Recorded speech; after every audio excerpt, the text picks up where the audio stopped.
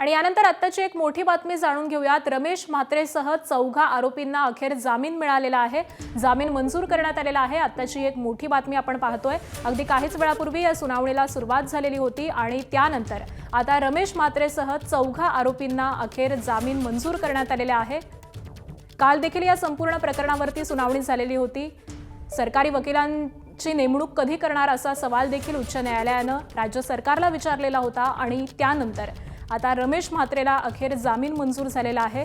सशर्त असा हा जामीन असणार आहे, त्यामुळे कोणकोणत्या नेमक्या अटी असणार आहेत हे देखील पाहणं महत्त्वाचं आहे। मात्र डॉक्टरांना केलेल्या मारहाण प्रकरणी नगरसेवक रमेश म्हात्रे याला अटक करण्यात आलेली होती आणि त्यानंतर या संपूर्ण प्रकरणी सुनावणी पार पडलेली आहे। जामिनासाठी त्यानं अर्ज केलेला होता। या जामीन अर्जावरती काल आणि आज ही सुनावणी पार पडलेली आहे आणि अखेर रमेश म्हात्रेला जामीन मंजूर झालाय।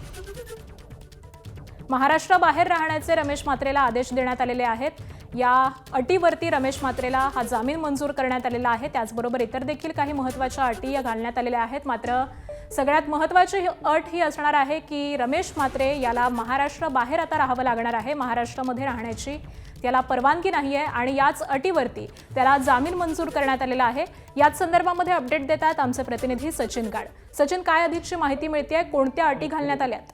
आकांक्षा, आपण बघतोय की तब्बल महिन्याभराने रमेश म्हात्रेला अखेर त्याची जामिनावरती सुटका झालेली आहे। मात्र त्याच्यावरती अनेक जाचकाच्या अटी उच्च न्यायालयाकडून टाकण्यात आलेल्या आहेत। या प्रकरणामध्ये जोवर आरोपपत्र दाखल होत नाही तोवर रमेश म्हात्रे आणि इतर सर्व आरोपींना हे राज्याबाहेर काढावे लागणार आहे। त्यासोबतच स्थानिक पोलीस स्टेशनमध्ये आठवड्यातून 3 वेळा त्यांना हजेरी देखील लावावी लागणार आहे। आरोपपत्र दाखल झाल्यानंतर देखील ते कोणत्याही साक्षीदाराशी भेटगाठ करू शकणार नाही, त्यांच्यावर दबाव टाकू शकणार नाहीत आणि पुराव्यांची छेडछाड करण्यापासून त्यांना मज्जाव करण्यात आलेला आहे। त्यासोबत आपण बघतोय की प्रकरण फास्ट ट्रॅक कोर्टात चालवण्याचे आदेश देखील उच्च न्यायालयाकडून देण्यात आलेले आहेत। 9 जुलैला खरं रमेश म्हात्रेला या प्रकरणामध्ये अटक झाली होती। त्याने वारंवार याचिका उच्च न्यायालयात केलेल्या होते की 73 वर्ष त्याचं वय आहे, त्याला अनेक आजार आहेत। मात्र ज्या प्रकारे त्यांनी डॉक्टरांना मारहाण केली त्यामुळे उच्च न्यायालयाने अतिशय कठोर असा पवित्रा घेतलेला होता आणि आता आपण बघतोय की कठोर अशा कंडिशन टाकून उच्च न्यायालयाने त्याला जामीन अखेर मंजूर केलेला आहे। आकांक्षा, निश्चित। धन्यवाद सचिन या सगळ्या सविस्तर माहितीसाठी।